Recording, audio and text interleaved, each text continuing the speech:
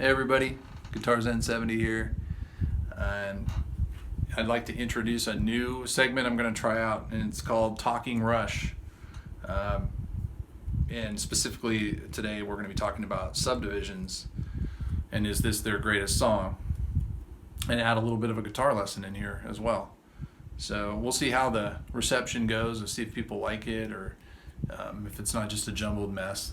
That would be well, let's start with that. Hopefully it doesn't end up as a jumbled mess, and people can get something out of it or whatever, but let's just go for it.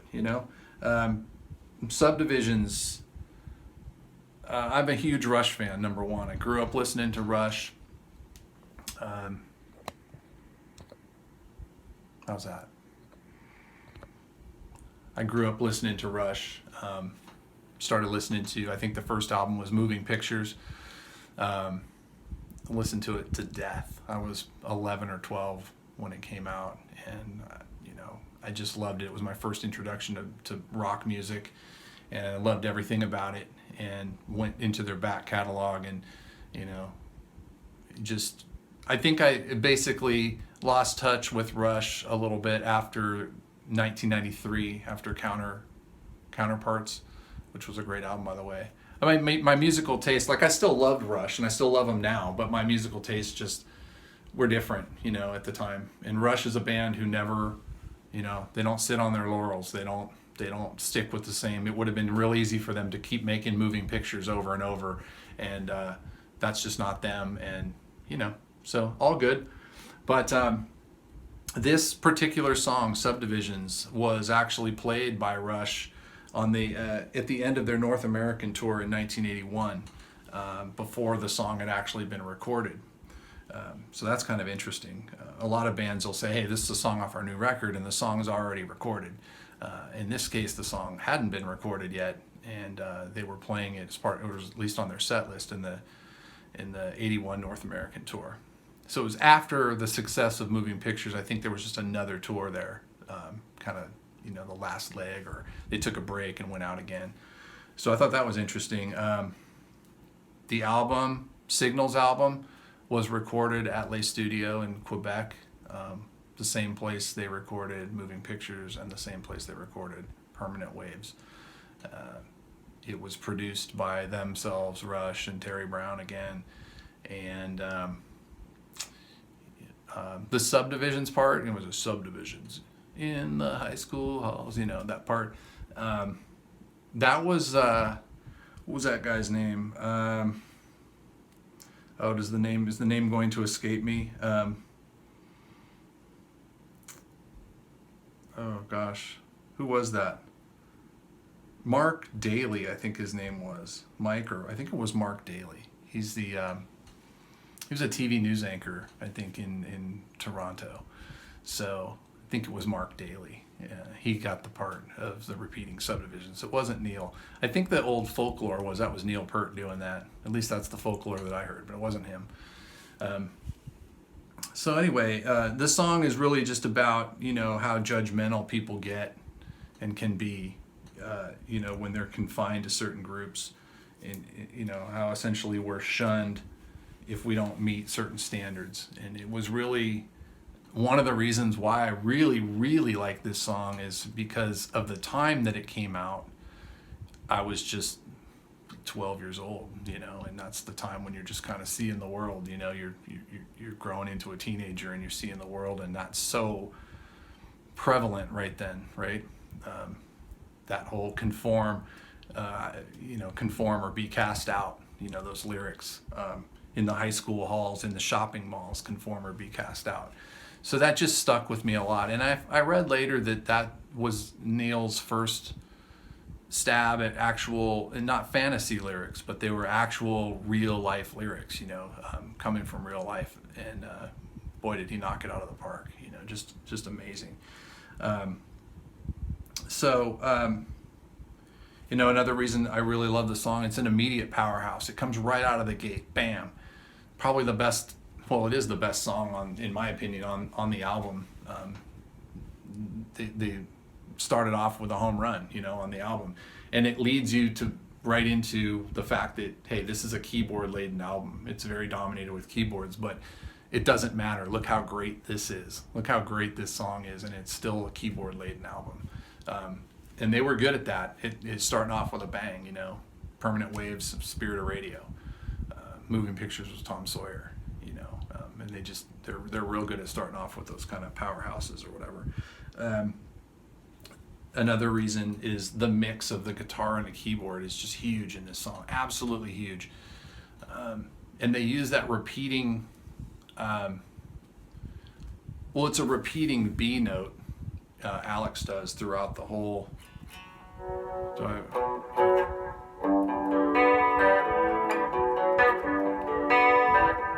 You know, and first he keeps hitting that B note and it repeats, kind of like Blue Oyster Cult did with Don't Fear the Reaper. You hear a lot of that influence in there, that arpeggiation. Came out about the same time. Signals was about 5 years later, but I can hear that influence in there too from Buck Darmott, which is awesome. But just a huge sound, and another reason I think is the classy type solo that Alex plays in the song. He builds the solo into a crescendo, but it's super short. And there's not a bunch of notes being played. It's just, you know, all octaves, and then it goes into just a couple of, well-struck chords, and got some harmonics in there or whatever. Just a great, the solo's constructed really great, very understated, but it really builds him along with,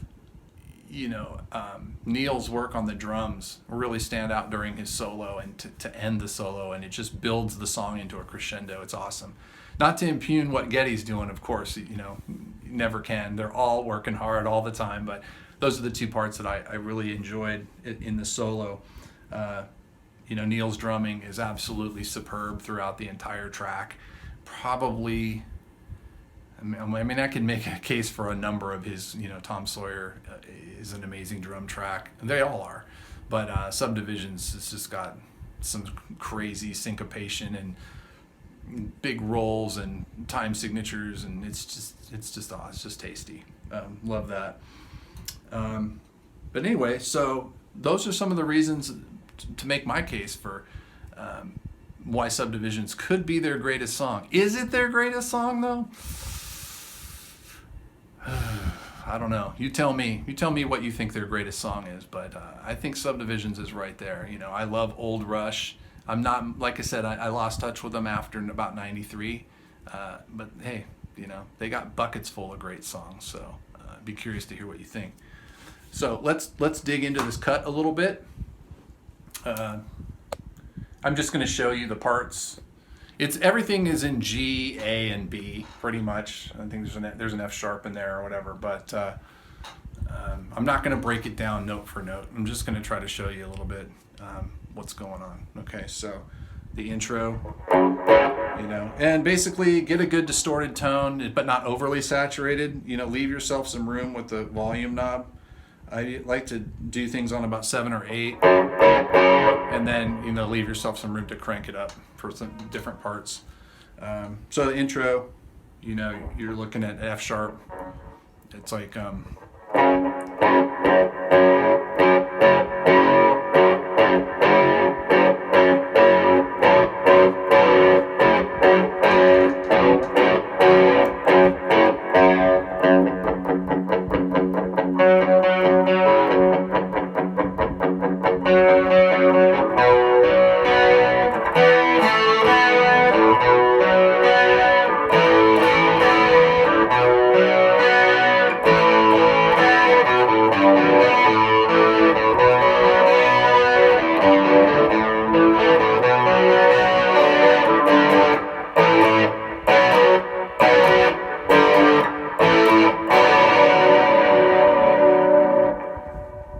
did that just flash that thing?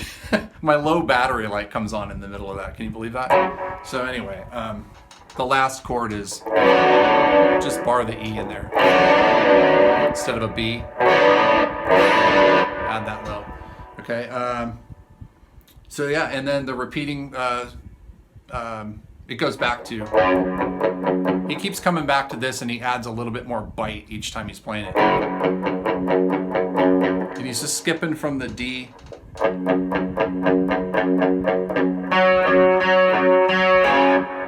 He's chugging the E string, he's holding the F sharp, and then he's just going to the D string, back to the E string, to the D string, he's going. And then he hits the A. And he plays this.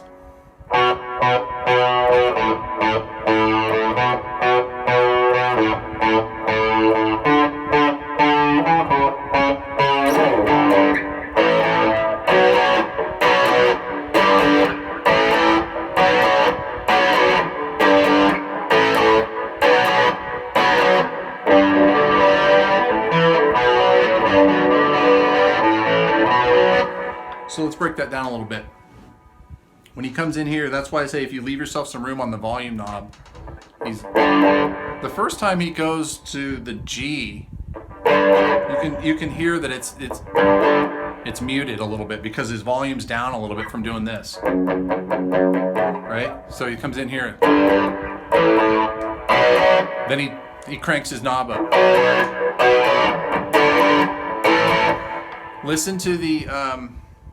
Listen to the isolated guitar track, and you can really hear that, and that's obvious in the song that he's doing that. He starts out with it down, and he gradually turns it up as he goes. So that's something to point out. This part here too is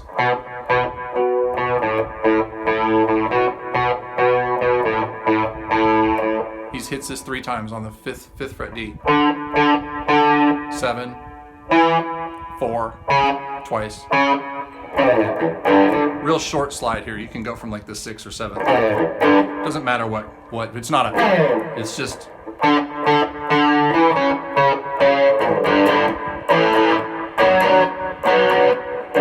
Okay, back to. Okay, comes back there. The only thing different, everything's the same except you'll hear when the drums start going. It's in the middle of the song. Tuck, tuck, tuck. You get caught in ticking traps, that part, and he's really ramping it up when he comes off of there. He plays it like this. He goes to that B note, 4th fret G string.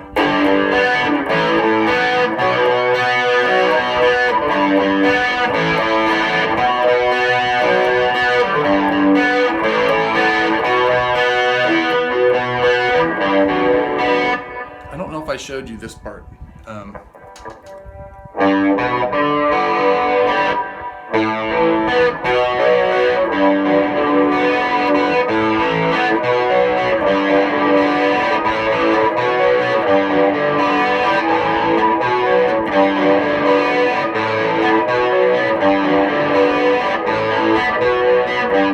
It's just that G arpeggiated, and you drone back on that height.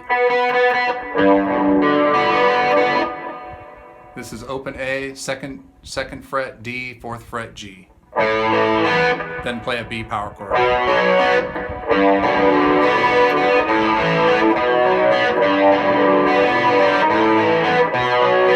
Okay. And then the rhythm section, the verse part is just G, A, and B, and just listen to the recording for that, but it's just okay.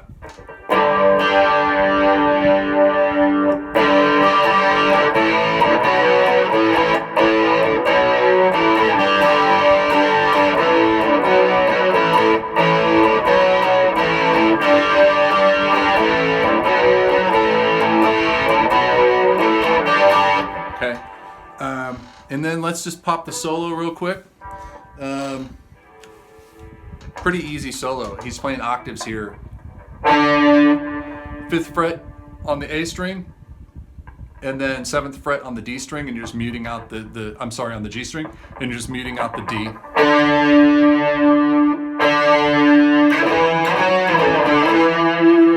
I don't have the whammy, but you're going to use the tremolo bar throughout the entire solo, and just listen to the recording. He's just kind of got it interlocked in here with his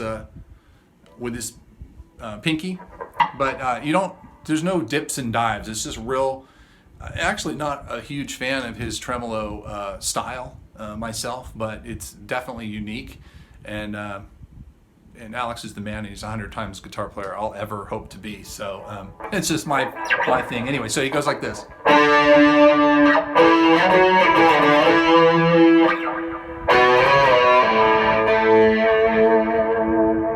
Okay, so it's just sliding around. It's 5, 7, 9, 2, 4, open.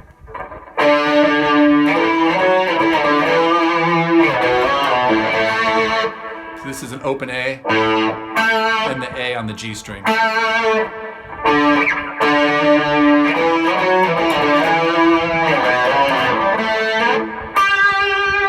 So 9, was that the 8th fret? 8, 10, 12.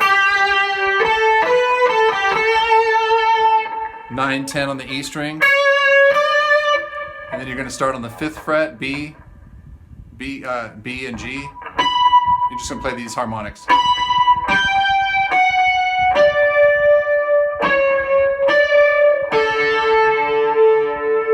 And you're going to hit the whammy. So that's 5, 2 notes on the at the 5th fret here. The B and G. Play at the 7th fret, B and G.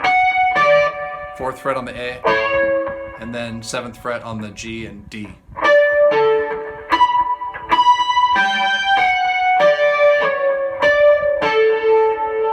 Okay, and then the ending part is just, you're just holding this triad here.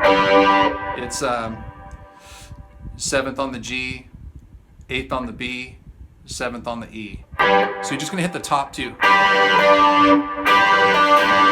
The top 2 strings, then go back. Slide up, back down. So you're just gonna go 1, 2, 3, 4, 1, 2,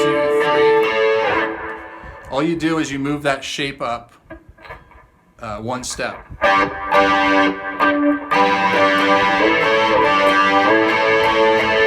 Add the suspended here, just like you're playing a D.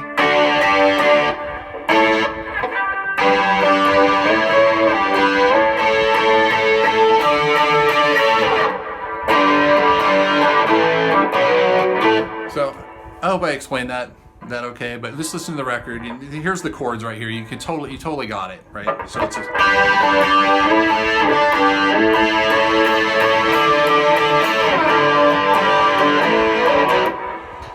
okay. So that's it, and basically the ride out. You know, you're just doing.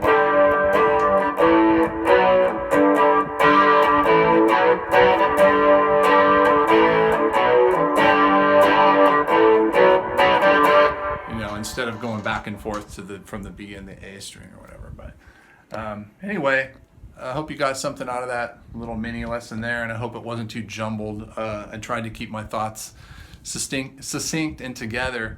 Let me know what you think, what I could do different. I know there's a lot I could do different. I'm just trying to do this without having to get multiple camera angles and have to get a degree in editing and all that kind of stuff to figure it out. So anyway, I hope you enjoyed this segment, and maybe I'll do another one on another Rush song.